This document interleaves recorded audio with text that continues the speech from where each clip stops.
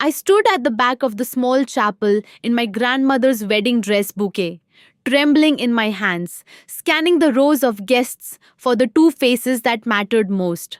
My parents' seats sat empty. They had called that morning to say they could not make it. My sister had a piano recital, an important one, and they needed to be there for her. They were sure I would understand. I understood perfectly. I understood that I had never been enough and I never would be. Before we get into how I handled this devastating moment, I would really love to know where you are tuning in from today. Leave your location in the comments section. And if you have ever felt like the second choice in your own family, go ahead and smash that like button and hit subscribe. Because what happens when my parents show up at my door years later asking for help is something you absolutely need to hear.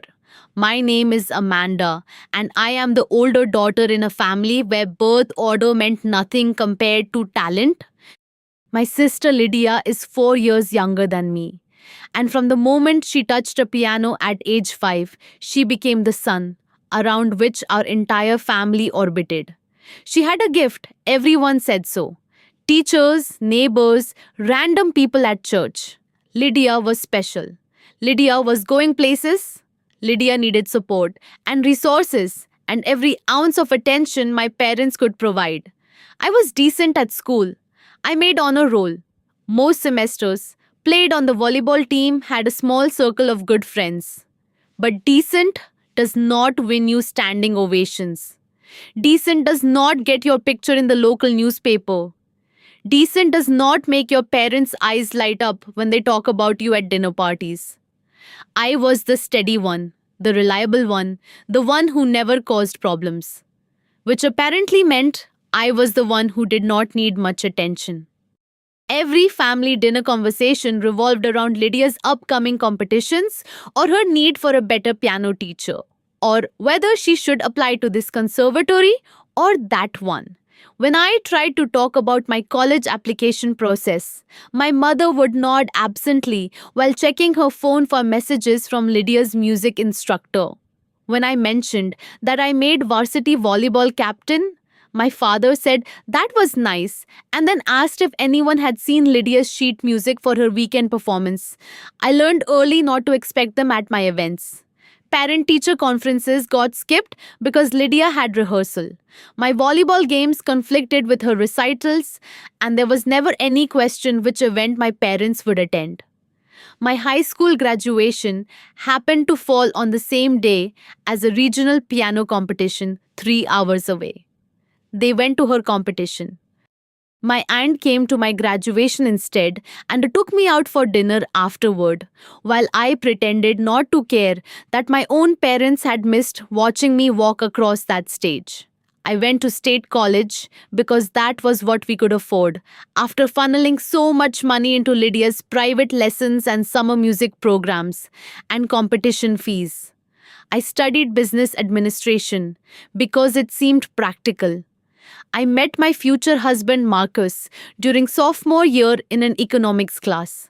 He was kind and funny and had absolutely no idea what it felt like to be invisible in your own family because he was an only child whose parents treated him like he hung the moon. Marcus came from a working class background. His dad was an electrician. His mom worked at the post office. They were warm and welcoming and treated me like I was already part of their family from the first time Marcus brought me home for Sunday dinner. His mother asked me questions about my life and actually listened to the answers. His father wanted to know about my plans after graduation, my thoughts on different career paths, what made me happy. It was startling and wonderful to be seen. We dated for 3 years before Marcus proposed. He did it at the Botanical Garden on a sunny afternoon in May, got down on one knee near the rose arbor and asked me to marry him with tears in his eyes. I said yes before he even finished the question. We went to my parents' house that evening to share the news, and I felt genuinely excited for the first time in years about something happening in my life. My parents congratulated us. My mother hugged me. My father shook Marcus's hand. But within 10 minutes, the conversation had shifted to Lydia's upcoming audition for a prestigious music fellowship. She needed the whole family's support, my mother said. It was a crucial moment in her development as an artist. I smiled and nodded and felt that familiar hollow ache in my chest. Marcus noticed on the drive home. He asked if I was okay, and I told him the truth that I had spent my entire life competing with the piano for my parents' attention and losing every single time. He pulled over, turned to face me, and said something I will never forget. He said I deserved people who showed up for me, and if my parents could not do that, he would spend the rest of his life making sure I never felt invisible again. Then he held me while I cried on the side of the road. We set the wedding date for October 14th. Small ceremony, just close family and friends. We were paying for everything ourselves because my parents had made it clear that their financial resources were tied up in Lydia's education. She had gotten into a top conservatory with a partial scholarship, but the remaining tuition was still substantial. I told them it was fine. Marcus and I wanted something simple anyway. Planning the wedding was actually joyful because Marcus's parents were so involved and excited. His mother helped me find my dress at a consignment shop. We discovered my grandmother's wedding gown in my parents' attic, and with some alterations, it fit perfectly. His father built the arbor we would stand under during the ceremony.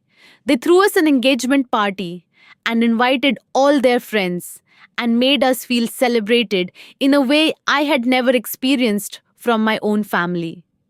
My parents were polite but distant during the planning process. They asked basic questions about the date and time and venue. My mother said she would try to make it to the dress fittings, but kept cancelling because Lydia needed her for various music-related obligations. I stopped asking them to participate after a while. It hurt less to expect nothing than to keep hoping they would suddenly start caring. 6 weeks before the wedding, Lydia called me. She had been accepted into a master class with some renowned pianist I had never heard of. The final showcase was scheduled for October 14th, the same day as my wedding.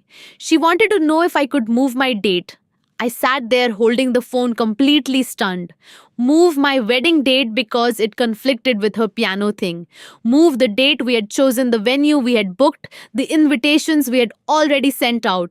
Just shift my entire life around to accommodate her schedule? Like I had been doing since I was 11 years old. I told her no. I told her the date had been set for months. People had made plans, and I was not changing it. There was a long silence. Then she said she understood, but she was disappointed I could not be more flexible, given how important this opportunity was for her career. Her career. She was 20 years old and talking about her career like she was some established professional, rather than a student who played piano very well.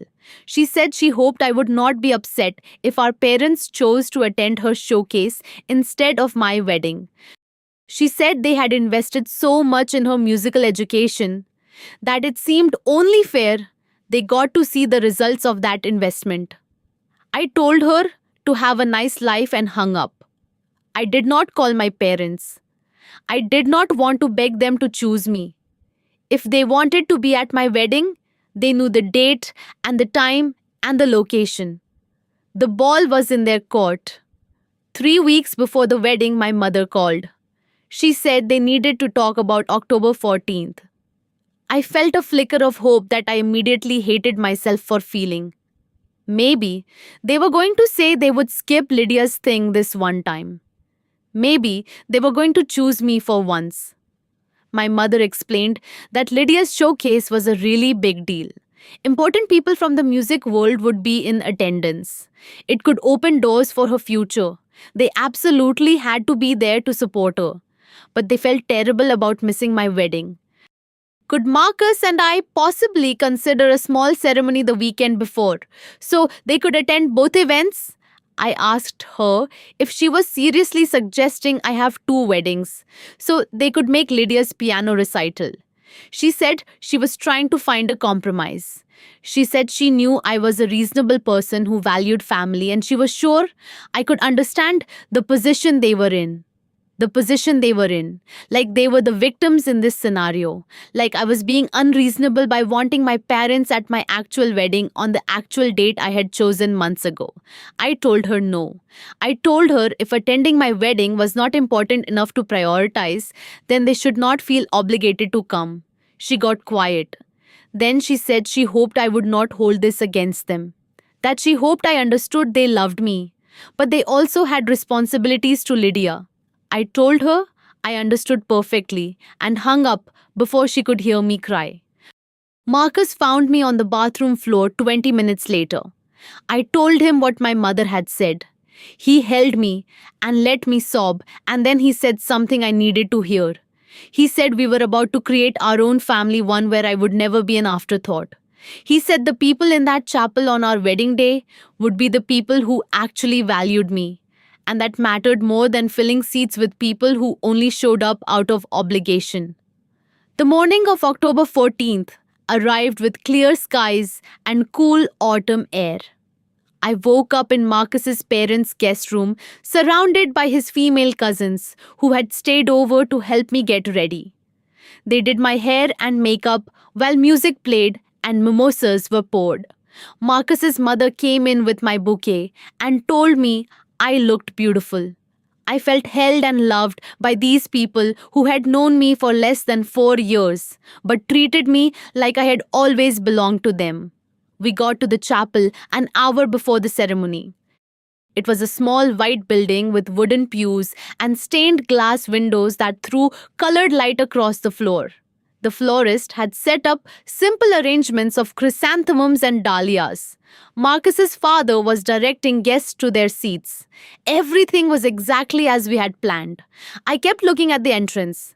Some part of me still believed my parents might walk through those doors, that they might have changed their minds at the last minute. That blood would prove thicker than piano keys just this once. The pianist Marcus had hired started playing. Guests stood.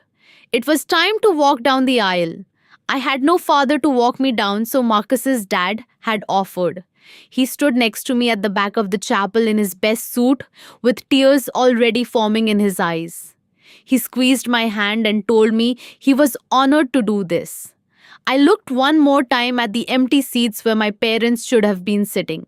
Then I looked at the faces that were actually there, Marcus's relatives.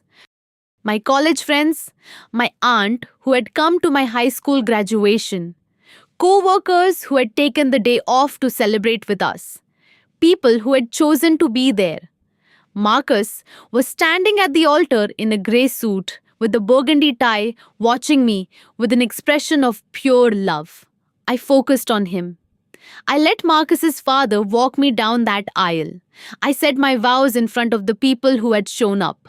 And when Marcus kissed me as his wife, the chapel erupted in applause, and I felt genuinely happy despite the gaping hole where my parents should have been. The reception was held in the community center attached to the chapel. We had a buffet dinner, a small dance floor, a sheet cake from the local bakery.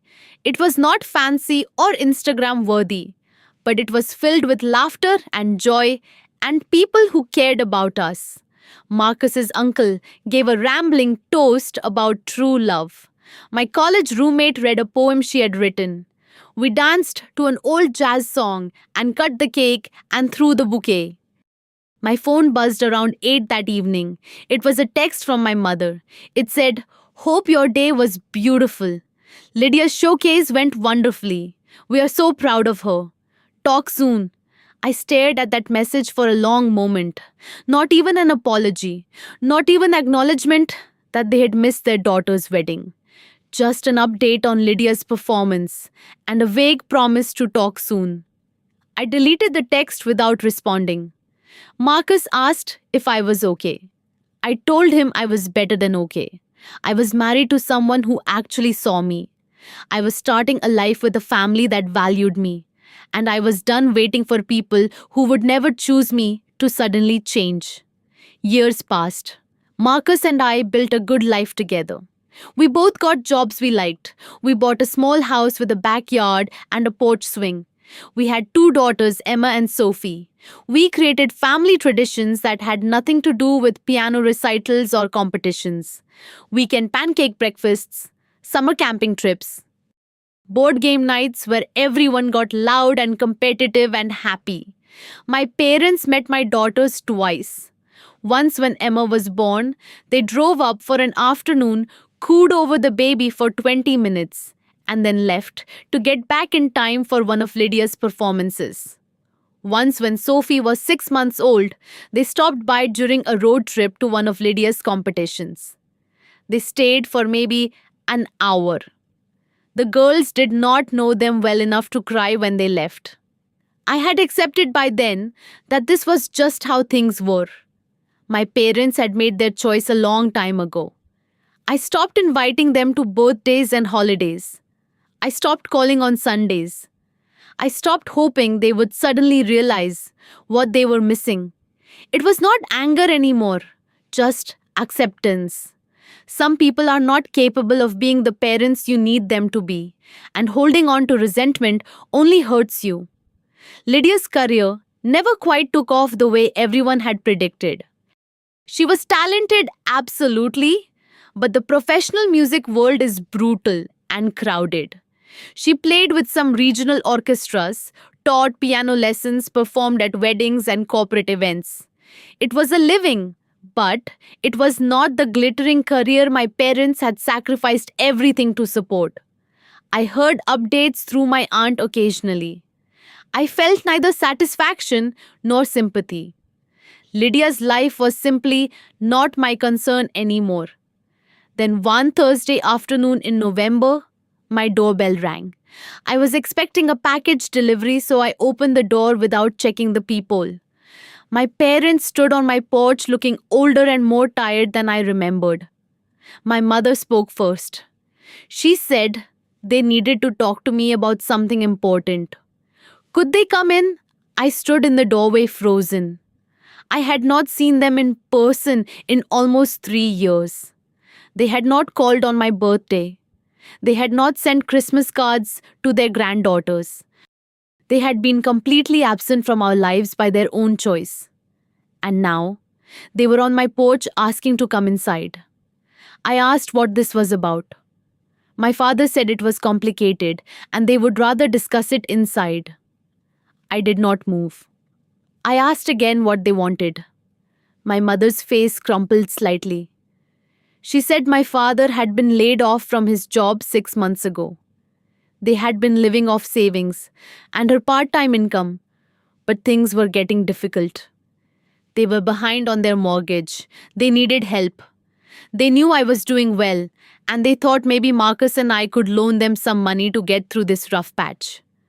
I stared at them. After all these years of absence and neglect, they showed up asking for money. Not to apologize, not to try to build a relationship with their granddaughters, not because they realized they had failed me as parents, but because they needed something from me. I asked where Lydia was in all this. Why were they not asking her for help? My father said Lydia was struggling herself. Teaching piano lessons did not pay much. She had her own expenses. She could not help them. So Lydia, the golden child they had poured every resource into, could not help them. But me, the daughter they could not be bothered to show up for, was supposed to open my wallet and solve their problems. My mother said she knew they had not been perfect parents. That is what she said. Not perfect. Like missing your child's wedding is just a small imperfection, rather than a fundamental failure. She said they hoped I could look past old grievances and help family when family needed it. I felt something shift inside me. That old desperate need for their approval was gone. The pain of their rejection had scarred over. What remained was just clarity. These people were strangers who happened to share my DNA. They had never been the parents I needed. And I had no obligation to save them from the consequences of their choices. I looked at my mother and said, I was sorry they were going through financial difficulties. I genuinely meant it. I would not wish that stress on anyone, but I was not going to give them money. My father started to argue. He said I was their daughter, that family helped family. I interrupted him. I said they were right that family should help family. Family should also show up for weddings. Family should meet their grandchildren more than twice. Family should not treat one child like she matters and the other like she is disposable. My mother started crying. She said they had made mistakes, but they had always loved me. I told her love without action is just a word. I told her they had spent my entire childhood and young adulthood showing me exactly where I ranked in their priorities. And now they were upset that I had internalized that lesson. My father said I was being cruel and selfish, that they were in real trouble and I had the means to help, but was choosing not to out of spite. I felt my temper flare for the first time in that conversation. I told him I had learned selfishness from experts. I told him that choosing Lydia's piano recital over my wedding was not a mistake, it was a pattern.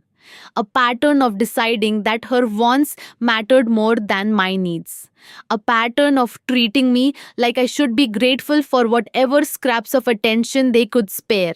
A pattern of expecting me to understand and accommodate and sacrifice while giving nothing in return. I said I had built a life without them, a good life with people who actually showed up. My daughters had grandparents who adored them, Marcus's parents who babysat and came to dance recitals and taught them to bake cookies. My daughters did not need grandparents who only appeared when they wanted something. My mother asked if I was really going to turn them away, if I was going to let them lose their house. I said I was not letting them do anything. Their financial situation was the result of their choices, just like my decision not to help them was the result of theirs. I told them I needed to get back to my family. I had to pick up my daughters from school soon. I suggested they reach out to a financial counselor or look into assistance programs. Then I stepped back and closed the door. I stood in my hallway shaking. Part of me felt guilty. Part of me felt powerful. Part of me just felt sad for everyone involved. I heard their car start and drive away. Marcus came home an hour later and found me sitting on the couch staring at nothing. I told him what had happened. He asked how I felt. I said I felt like I had finally closed a door that should have been closed years ago. My daughters came running in from the backyard where they had been playing. Emma showed me a leaf collection she had started. Sophie wanted help with her homework. I hugged them both and felt grateful that they would never know what it was like to wonder if their parents would show up for the important moments. My aunt called that evening. My parents had contacted her upset about my refusal to help. She wanted to hear my side. I told her everything. There was a long pause. Then she said she thought I had made the right choice, that my parents had treated me poorly for years and expecting me to rescue them now was asking too much.